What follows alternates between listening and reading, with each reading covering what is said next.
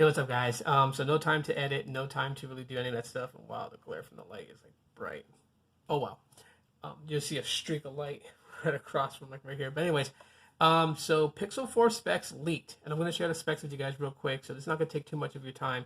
But tell me what you guys think in the comment section. Also, after you guys hear this, what do you guys think so far? But so the specs that's leaked for the Pixel 4 is that the 4 will have a 5.7-inch display, while the 4 XL will have a 6.3-inch display.